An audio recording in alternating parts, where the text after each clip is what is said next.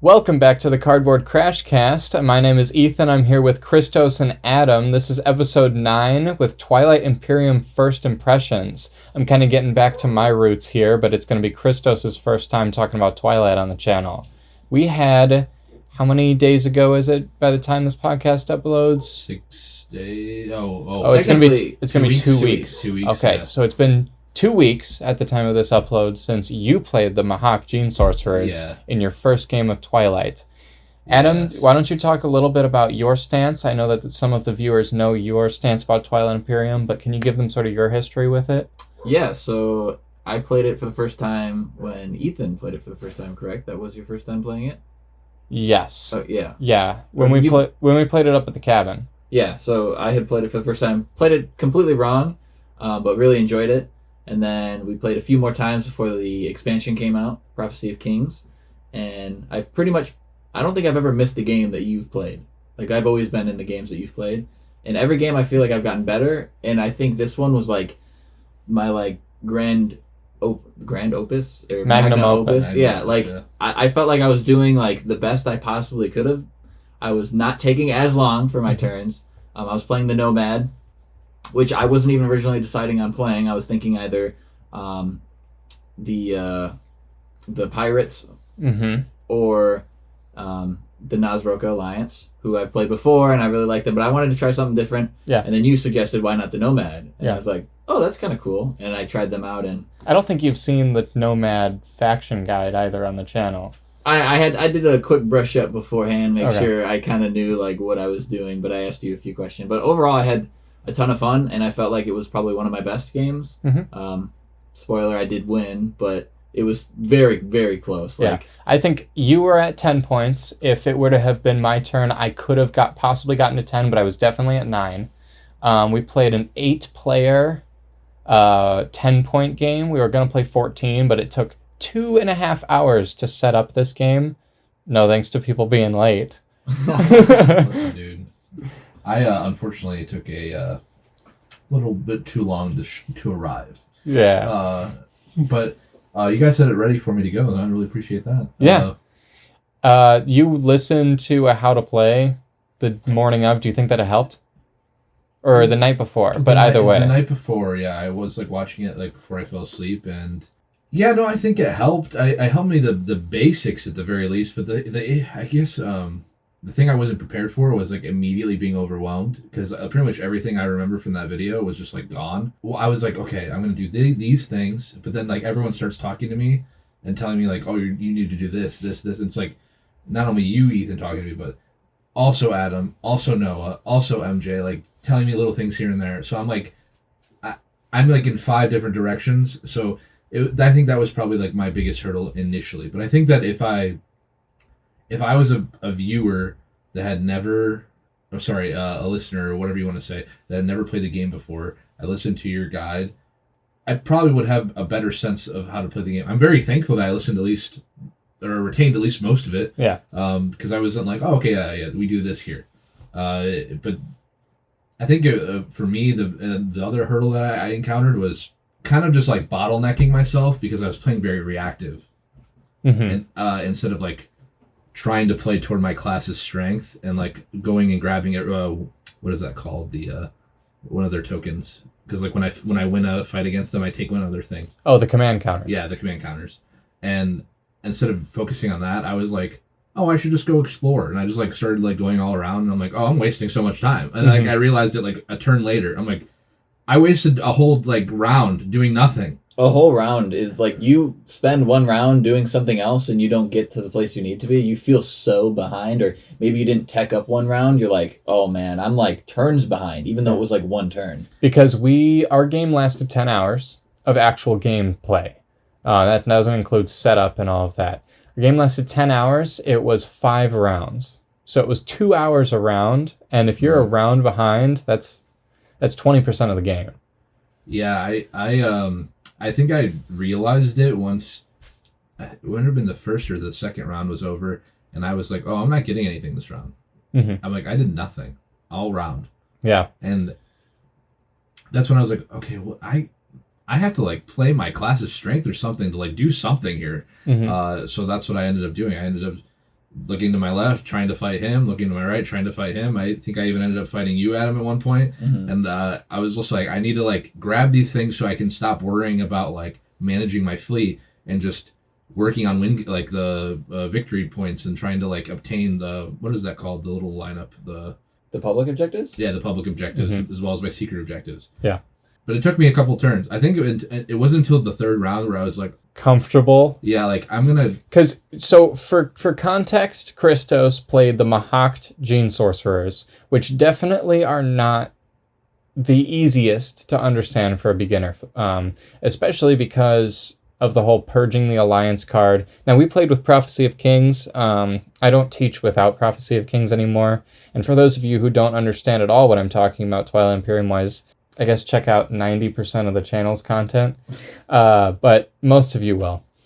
But yeah, I don't play without the expansion because I feel like it's a really full experience. What would have been missing from the without that expansion would have been a lot of those factions. All of the leaders are all new. Oh, really? That whole right side is completely part of the expansion. The commander, the agent, etc. Yeah. Legendary planets were part of the expansion. A lot, like it changed the entire public objective deck. Exploring planets. It added it added twice as many action cards. That's one thing I feel like we did not do at all. I other than MJ, I think MJ was the one that was exploring a bunch. Oh yeah, exploring. Because that's literally all Nazroka does. They hunker down, explore, and he had like 5-6 relics, dude. Yeah. I was like sad because I was like, I want to do that, but I can't do that, right? Because I don't know. I felt like a little bit of analysis paralysis when I was like, I want to do like 7 different things, but if I do like 6 of them, they don't service me in any way. So you have to just play to your faction's strengths. Well, I guess just to explain myself, I was like learning the game, and while I'm learning the game, I'm also like forgetting simultaneously that I have an objective and that I also have a class to play toward my strength. So I'm just like over here learning the game while the rest of this is being neglected. And while I'm neglecting this, all of this does not matter. So yeah, that's why the first 2 rounds I was like doing nothing, and it felt that way. And I looked over at Shah when we were playing.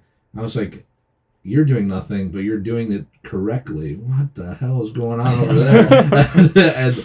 and because he was playing as the X-Cha, the big turtles, and he's like, "Oh no, I got a plan." Yeah, he did. He just keeps activating his own like systems. He's like, "No, I have a plan." I was like, man, it's definitely on my part, like probably a mistake to play the faction I played. I think if I played maybe another faction, it might have been easier to like grasp immediately that I'm not playing to my strength. Maybe it's my fault that I'm stupid or something, but I just like I completely ignored like what's the thing right next to in the middle of the faction. There's like a little thing that explains like what your strength is. Oh, just the faction abilities. Yeah, but not the whole right side. The faction abilities. I was focusing so heavily on the top right on the leader, on the guy that like I can like agent. Flip him to the agent. Yeah, the one. I was focusing so heavily on him and neglecting the class ability entirely. So I ended up just like doing nothing every turn, and because of that. So, long story short, that's a through line because what did we just do? We just played Spirit Island, and the only thing that you forgot the entire game was your Spirit special rule. You know, I have this knack with every game I play where like I always play classes like. I always get really good at the game. I don't get really good at the class or like the role or the whatever. Even in like shooters or like I used to play League of Legends, I would like play my class really well and not my role really well. Or like in Destiny, when I play Destiny, I'm really good at using any of the classes without the abilities. I don't use any of it. It's definitely one of my weaknesses as a player. Now, coming from Magic to Twilight Imperium, I don't know if there's a lot of parallels I can make. Not really, because there's no instant speed stuff. There's no first in, first out system. There's some reactions and whatever. The sabotage is like the only thing you have. There's tiny amounts, yeah. Even like when Anthony was trying to like do stuff like middle of combat. Sure. Okay. Yeah, like action cards that can be played during phases and stuff. But that's only if like you're actually involved in it. You can't just like be like a third party and just be. A lot of the instant speed stuff actually comes down to like the politicking and like talking with people. So that's what you do in your downtime and like on other people's turns. You're like on the spot making like, agreements and trades with people and like, hey, I'm not going to attack during this. Like that's kind of the interaction. So it's not like the game that has it. It's more the social part of the game that has that sort of interaction. Right. I guess maybe I was just that was definitely lost on me because I was so like heavily like, what am I doing? And like I would like look over at Shaw occasionally and be like, do you just want to not fight? Like, oh, that would be cool. Or like I look over at MJ and Noah. I'm like, I don't know what the hell's going on over there because there was like a whole war happening on like the other side of the board. I was like, I'm going nowhere near that. Yeah. Because I don't want to get like shot in the crossfire. So yeah, I don't know. What was the point I was trying to make? Talking about just it's similar to Magic or Oh yeah, so the politicking part of it. I definitely feel like there's a little bit of the politics. Definitely, I felt like translated like the commander politics were like I'll do this for this or this, but I think the only difference is in commander you have to be like very present at all times about what's happening in the current state of the game. Like if Ethan's doing something on the other side of the board, 90% of the time in that game it didn't affect me in some way because you were literally on the other side of the board. I was like so I could just go and like politic to my left and my right and not be very interactive. I think that I don't know if that's a positive or negative. So to those of you listening who do the drafts and all of that, we play very casually when we play with friends. I've played on Tabletop Simulator and I understand the drafts are more balanced and everything, but we build our own board when in person. Unfortunately, he played the Mahact in an 8-player game, so that's already 4 Rings of the Galaxy. And on top of that, he also had like no wormholes by him whatsoever. Yeah, they were all on the one side of the board. I was like, why? Near Anthony? Yeah, so your ability to grab other people's command counters was it was so much harder because of how spread out everybody was during that game. I think another thing, too, is when you're a new player, it is very hard to be aggressive in any way. You're just trying to be, like, very passive. And I think that's a fault of a lot of people, at least first getting into the game, is like, oh, I just want to be nice. Yeah. Because you want to play casually. Because if you eliminate someone or, like, screw them over for a few rounds, it feels really bad because it's a long game. But sometimes you kind of need to do that. And your faction in particular kind of needs to bully a little bit and be like, hey, I'm taking your counters. I'm going to get some advantages here. I'm going to get some resources here. It's happening. That's where you can start making some like agreements or threatening maybe and saying, well, if you don't do it, then I'm going to do this. And then maybe that might throw their whole plan off. And I mean, I know that happened to me. Like there's a few times where I didn't do anything because I was maybe going to get in Anthony's way and I needed to score a public objective. And I'm like, okay, I need to like turn around real quick and figure out where I need to go. And I already promised that I wouldn't do anything. And I feel promises in this game are way more impactful than, just like a quick promise in Magic. Because there's been so many times in Magic, like one example was I told Anthony I was going to help him out because he was going to get eliminated. And I was like, okay, I'll get rid of a creature for you. And I did. And then his turn, he won and ended up killing me. He wasn't going to not win, right? But in TI, it's like, you can actually solidify that by giving a promissory note and being like, okay, if you come to attack me, you actually can't. Or I get your commodities next time we refill or something like that. Mm-hmm. Or I get a victory point and we can give each other victory points. Like I feel like there's so much more depth there, and that's what I really like about the game. And the game itself doesn't require you to actually go into war and fight people. You can kind of slither your way around the board and get all your public and secret objectives. Yeah, I think that what you said, Ethan, earlier about me playing this faction kind of hindered me because we were on such a huge board. Because I definitely was not shy about fighting people. Mm-hmm. I fought anybody I could. I just wanted... Which ended up being 2. I fought and failed with Noah because the dude, I just didn't understand how the fighters worked and how you can like make them take the damage instead of the main ship. Again, it's just me learning the game. But I was ready to go. Like the moment I could fight Adam, I fought him. But like and Shaw, like I made an agreement with him. I was like, yeah, you don't need it anyways. Like you're not gonna do anything with it. I was like, I'll just take it. He was okay with it. I was like, cool. And I wanted to get into the center of the board. What's the planet called? Megatal Rex. I was trying to get to the center of the board because everything was happening there, and I was just like looking for an opportunity. I was like, okay, I had a card in my hand that would give me movement, so I can like slither my way in. Speed. Yeah.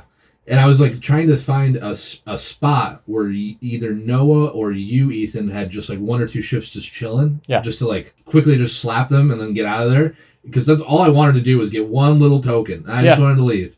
And I was just like picking at scraps most basically, and I just never found that opportunity. I think if I did, if I knew that from the get go, I would have been moving straight to the middle immediately and just like dared anybody to like fight. I would have moved everything I had. Yeah. Well, Noah was chilling because he was playing the Yin Brotherhood, and he was chilling with his flagship, and that is the scariest thing, dude. At one point I was like, I could have fought him, and then Ethan goes, okay, well when his flagship blows or dies, everything dies. I was like, oh, I'm turning out. I'm out. There's no exile here, man. Yeah. The Yin party bus. But yeah, having Noah next to me was really scary because I was like, at any point, if I fight him and like he's not happy about it. Yeah. I will say as a player too, he sometimes has the tendency to maybe be like more reserved, and then it comes later in the game, he's like, I want to see some action. So he's just like, I'm just gonna fight.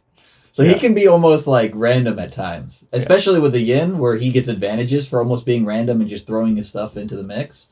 Like that's they definitely for disaster. I out of all the factions I saw, which I really only probably grasped maybe 3 of them. Mm-hmm. Shah's being one of them because I was literally like looking at his board basically 90% of the game. Yeah. I really like the Yin Brotherhood, the Turtle Boys, and as bad as they are, I really liked Anthony's faction. I wouldn't be against what are they called, the Cabal, the Volwraith Cabal. And I was like, man, it really turns the game into Risk in terms of like the way you have to play it. Yeah. We're just constantly being in fights. Them specifically, they are the only faction that feels that way. He also, I don't think, was willing to actually like steamroll people. Oh, I would have been. I literally, if I was swapping places with him, I would have turned to my left or right and just rolled a dice. I would have been so I literally would scared. have like, all right, Adam is evens, Will is odds. Whoever's getting it is getting it. Mm-hmm. That's it. Dude, Volwraith scares me so much, and I have to like... Because if Anthony would have truly started the game off going to his left, which would have been Adam as the Nomad, what the Volwraith can do is they can just capture anything that their flagship is in, so including their own, and they just inherently get everything like captured during combat. So they just turn to their left, go, yeah, Nomad, your flagship is mine, and I'm never giving it back. And Nomad's Roll whole over and faction die is about at their that point. flagship. Their flagship's the most important thing. Explains why I think one of the only times I fought Adam, it was with his flagship, and I couldn't kill it. Even though I did end up killing it, but I had to kill everything. Your mechs were so annoying. Because I didn't understand the way his faction worked when I was fighting him. I was like, oh, whatever, it's just another fight. Because at that point, I'd only fought like some garbage with Noah and some garbage with Shah, and like I think I fought one of your carriers, Adam. And then I was like, okay, well, I mean, what is this gonna do? Realistically speaking, and then I get in there and I'm like, it does what? And so like, I was like, there's. Up until this point, combat has been very easy to understand, but now you're telling me he's cheating. That's what you're telling me. And that's when I... So the Nomad is the entire faction. So all of these factions, all 24 other factions, are like giant groups of aliens. Either like one species or a bunch of different conglomerate together. The Nomad, the lore behind it, is that the entire faction is one guy. It's one guy and his little ship of 5 people. He's supposed to be like this like temporal like manipulator that's just really good at like commerce and stuff because he happens to know the future a little bit. All of the different ships on the board are not actually his fleet. Every single ship is him, but just seen in a different timeline, being seen by different people. I didn't even know that. That's cool. That's interesting. Yeah. So the flagship, the fact that it can be like remade, not using resources, is because it never timeline. Yeah, it never died. It's just coming in. It's just reappearing somewhere else. I actually only used that ability once. No, that's not technically true. It does die, but just in that timeline, and it reappears in a different timeline. Yeah, it's all left very vague. I really liked when I got your token and I was able to get your ability and to just make my flagship. Yeah, that's crazy. I was like, what? I was like, when you had kept Ethan, you had kept hammering. Like, use this ability. You're able to, because you have this guy's command token, you can use their class ability. I was like, what does that even mean? I was like, I don't like, because I don't know all the abilities. The commanders. And then you were like, you can make your flagship for free. And I was like, oh, I should just be flinging this thing at people. And then after you told me that, I did. I started doing that. I guess what my point I'm trying to make there is like, this game has a huge learning curve.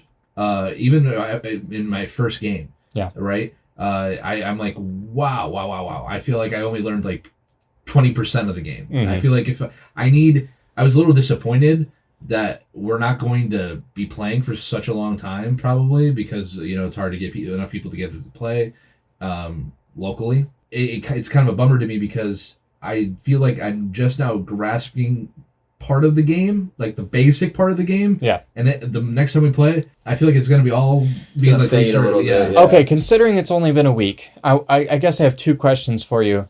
One is, what do you feel like you would have liked to know going into it that you didn't? And like, what do you feel like you're going to take into the next game with you and know from like round one? And two is, are you going to pick the same faction, or do you have an idea for someone else? I don't think I'm ever going to play the same faction twice. I'm not that type of player in the first place. Okay. But what I do is like I kind of note like, okay, this is what I did wrong. Maybe the next time I play it, which won't be maybe for a while, I'll just make a mental note of it. So like when I go the Mahawk, right? Mm-hmm. When I go back to play the Mahawk, I'll think I'm going to be like playing very aggro at first and then kind of turtling, finding out how to do the objectives after that. Because once you have those command tokens in your fleet, you don't have to worry about anything. Like you could just all your other tokens you could just put to tactical into what's the other one? Strategy. Mm-hmm.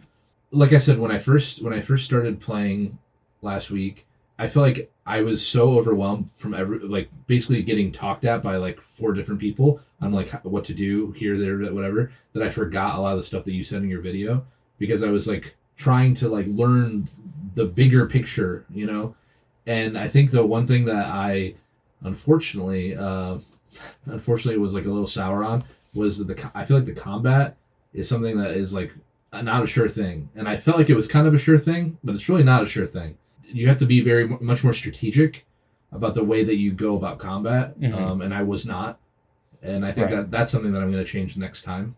You kind of have to have an overwhelming force in order to guarantee it. Yeah. You can't just have the bigger ships. Even still, you also need to understand that like your units versus their units, and like understanding that. And because I'm a new player, I don't know those things. And not just the combat value, but also anti-fighter barrage and bombardment and all these things. I mean, I can even say myself, there's just so many factions, and I have to constantly be asking, what does your agent do again?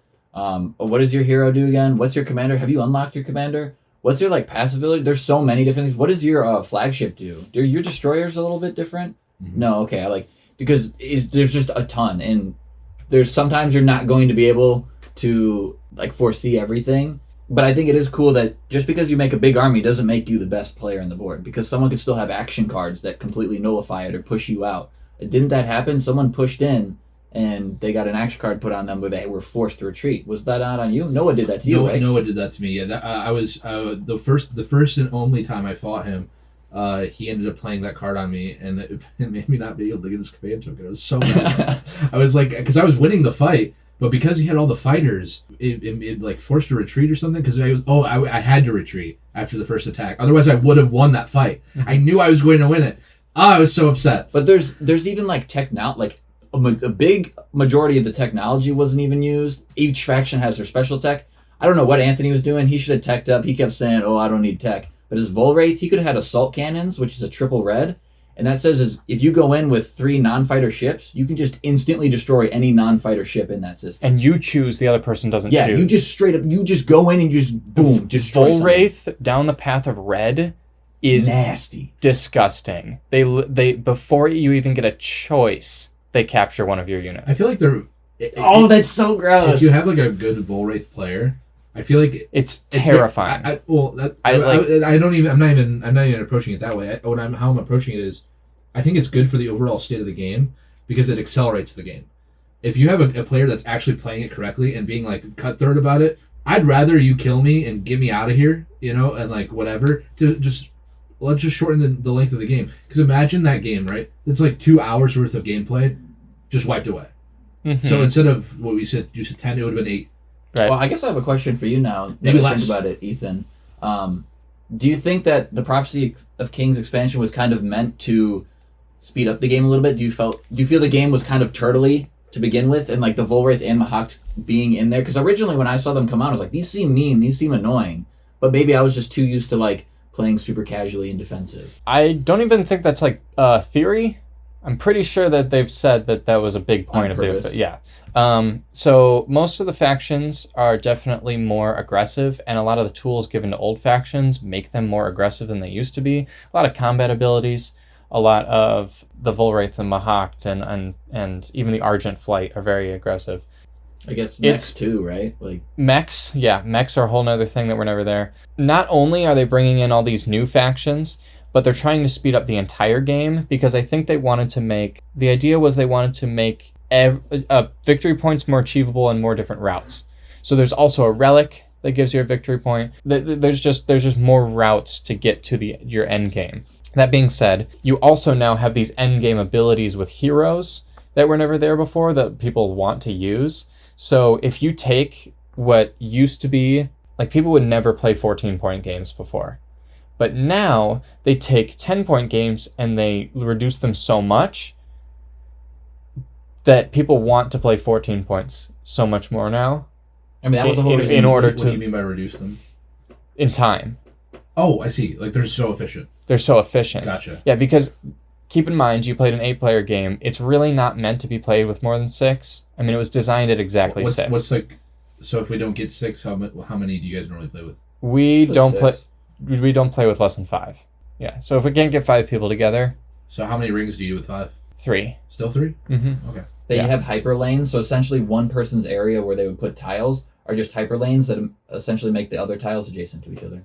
It just Oh, so cuts you out can- a pie slice and makes those Yeah. adjacent, Oh, I see. like these parts. Yeah. Gotcha. So the entire game has been shifted forward a little bit in terms of victory point acceleration, and a lot of the time in base game Twilight Imperium, 6 rounds was your average game time. Now it's 5 rounds because there's so many different avenues to get points. So And that was the whole reason you wanted to play a 14-point game originally, was to let people use their heroes. Because I think only 1 or 2 people really use their heroes. I just got it, Yeah. and then the game ends. well, if we play like a 5 or 6 player game, we should play 14 points because it really allows like some end game, just massive. plays. You would never see a War Sun in a 10-point game, really. But I don't even know if you know what a Unless War you Sun were is. going against I them, do. I do. Yeah. well, I was like thinking about it too. After I'd finished the game, I was kind of just looking at my board and being like, okay, I had I don't remember what the pips are called. I had 2 green pips and 2 red pips, or Like two, the technology yeah, prerequisites. yeah. I had 3 green and 2 blue and I think 1 red. Mm-hmm. And I was like, man, I wonder if I just went red and I went for like War Suns right away, which I know is probably like a pipe dream, but I felt like it would have been very valuable for me because I could have just had that thing Death Star around the map. Yeah. And just like, There is a faction that starts with War Suns and 1 on the board already. they're just well, weaker. So you have to okay. upgrade them. But But then, it's kinda the War Suns are weaker. yes, but then their upgrades are better than everybody else's normal War Suns. I see. Okay. Yeah. But it's still crazy. You're just like, oh yeah, I'm just chilling with my War Sun. And you're like, oh. Yeah, so another question for a beginner player. Do you feel like there's enough depth in this game for it to have a longevity within the same playgroup? I feel like as long as you're willing to change up your faction, change up your game plan, I mean, which is kind of the same thing, I feel like there should be. I mean, I've played a lot of really basic deck building games, really I would consider Marvel Champions pretty basic, and even DC deck building is another very basic one. I think that those have replayability, so why not this one? I think the only thing that hinders this game is that it's really tough to get people together to play it. To people, like, I mean, Yeah. Some people had to take days off. Some people had to, that I think that's the one overarching negative thing I could say about this game in general. Okay. I did want to say one other thing I wanted to, harking back to your previous question, and going to take away from my last playthrough to the next playthrough is really focusing on my faction from the get-go. I feel like because I was new, I was just trying to learn to play the game, and I really lost sight of like, oh, I do things. And I'm sure, I mean, I've already said that many times in this podcast, but like straight up, I was not even playing the Mahawk basically the entire first two rounds. Yeah. I still somehow scored public objectives somehow and secret objectives. Yeah. But I was like very much not even playing the game correctly. Next time, no matter the faction I end up playing, could be the Cabal, Could be Turtle Man. There's faction guides out there for them. I've heard. And you know me, man. Like I very much prefer to just like get in and like get my hands on it and learn that way. I learn so much better that way.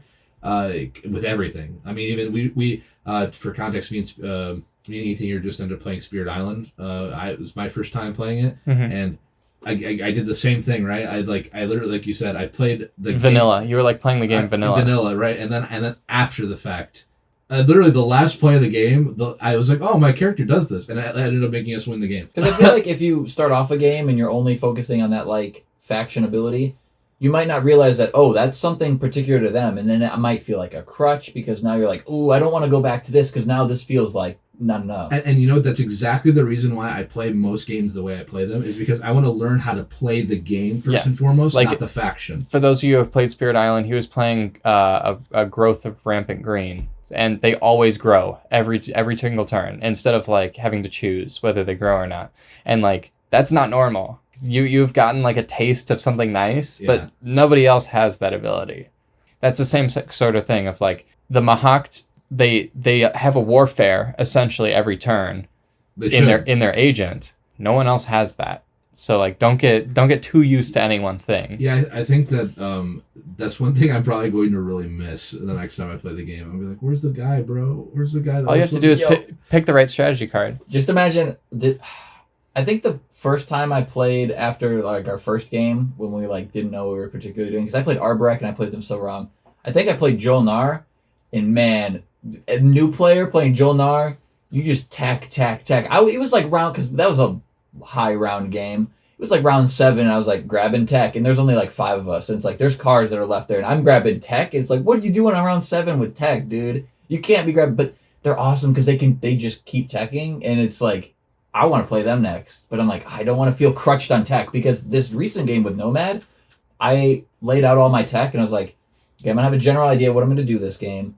But then as soon as the board's put together, that changes a lot. Because, maybe you have a planet that has a prerequisite. And you're like, I can actually spec into this. But I knew full on that I was going to do upgrading my flagship. That's like the most important thing. So I just like laid out what I was doing while everything's going on. It's not your turn. And then I like didn't have much tech that game. And then there was like one instance where I had a card that let me swap techs. And that like helped me later in the game. But I didn't like rely on tech. Before I felt like as a new player, it was like I relied so much on tech. And then I'm like, it's okay. You don't have to have too much tech. It's not the most important thing in the world. Something that I wanted to say, I even taking away from my first playthrough, harking back to that first question, I picked diplomacy to start off the game, and it's because I read it and I was like, this makes a lot of sense, and it really does. Yeah. However, not for the Mahakt. Not for round 1. Not definitely. Well, I even think diplomacy's not even that bad in round 1. I think, sure. Okay. I think if you play around it, if you plan around it, it's really not that bad. No, agreed. Because it gives you, I think you're number 2.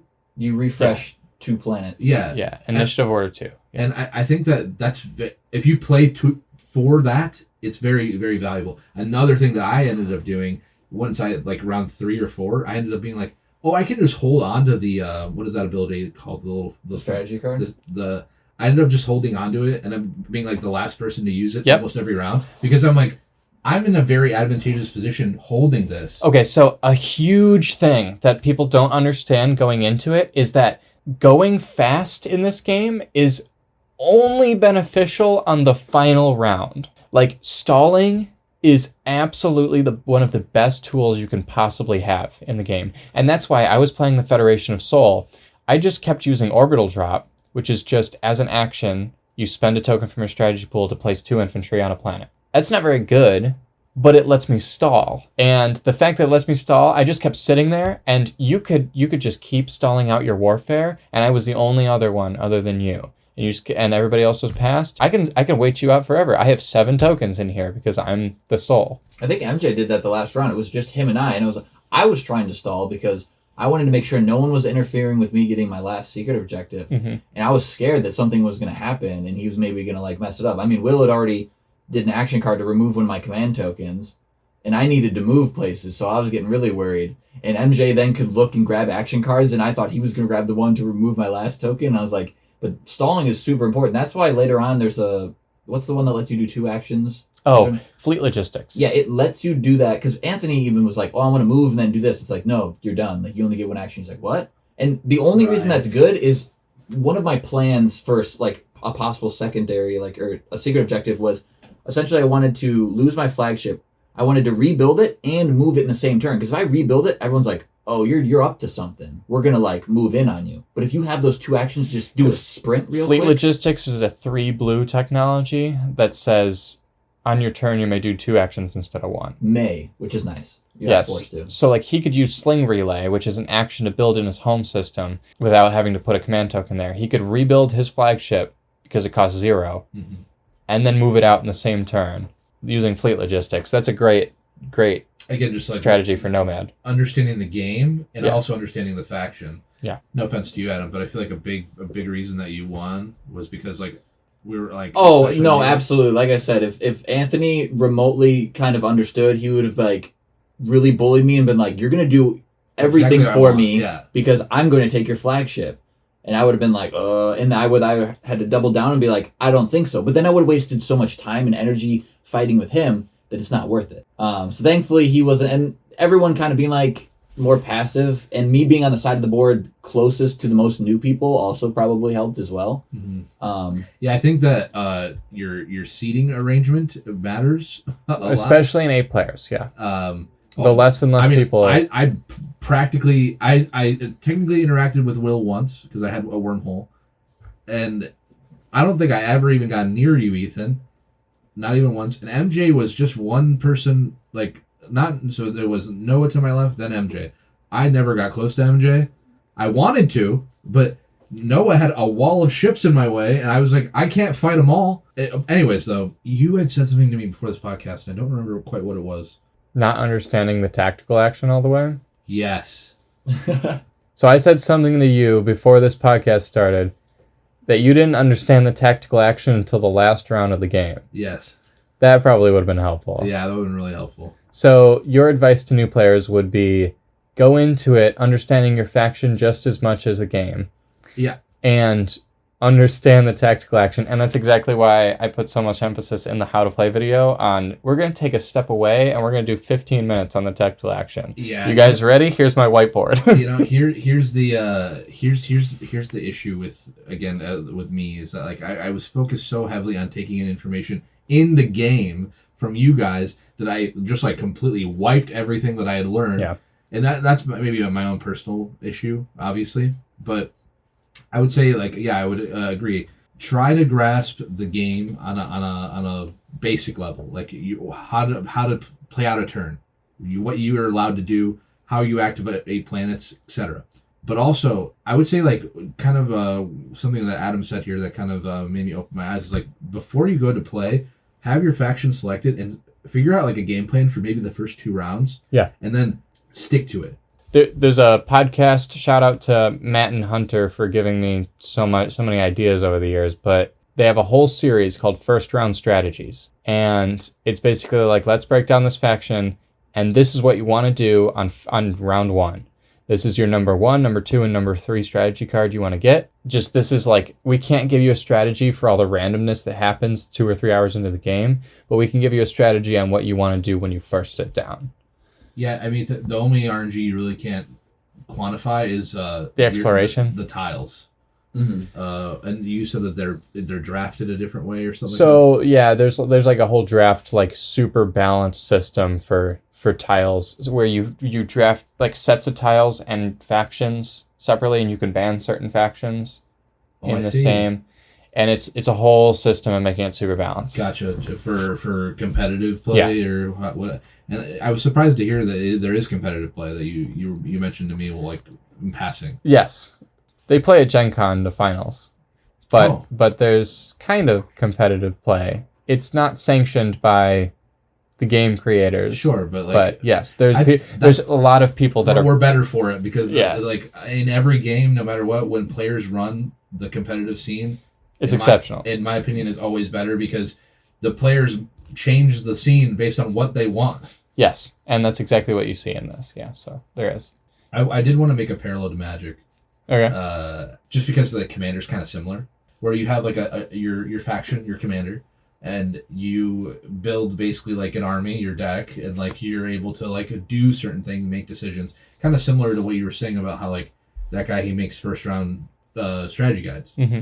Magic, you do something really similar where like you build your deck to have a really strong opening, so that way you can have a kickstart to play out your game plan. Yeah, I think that's a parallel that I made really like after I played the game. Unfortunately, I made that parallel. I was like, okay, so basically I just need to plan for the first 2 rounds. And then just react after that. And then I play reactively. But I did the opposite, where I played reactively for the first 2 rounds, and then I was like, oh, I got a plan. The game was over after that. So you're going to play again? Yeah, probably. I mean, I wouldn't say no. Okay. If I have PTO, I'll use it. And if somebody's listening that has not played and maybe has played Magic or played another board game or something, would you suggest it if they had a good group of people? Yeah, I would say as long as you guys are patient with one another and really understand that like this game is, I would say, not about winning as much as it is about just like enjoying the game. I think I enjoyed the game despite the fact that I lost, despite the fact that I didn't do anything. Because we had a whole day of lunch and dinner and I think this game is more so for me. Whatever. If you're a competitive player listening to this, great, love you. Hope you enjoy the hell out of the game. But I think this game for me is more about camaraderie and like and a good day with friends. More so than like cutthroat. Like I'm going to play the Cabal and I'm going at Ethan every game. For every time I play against him, what's fantastic about the niche of the game is that even though there's competitive players, those competitive players still have that camaraderie. It is not big enough to lose that. Well, if it ever got that big, do you think that it would lose that?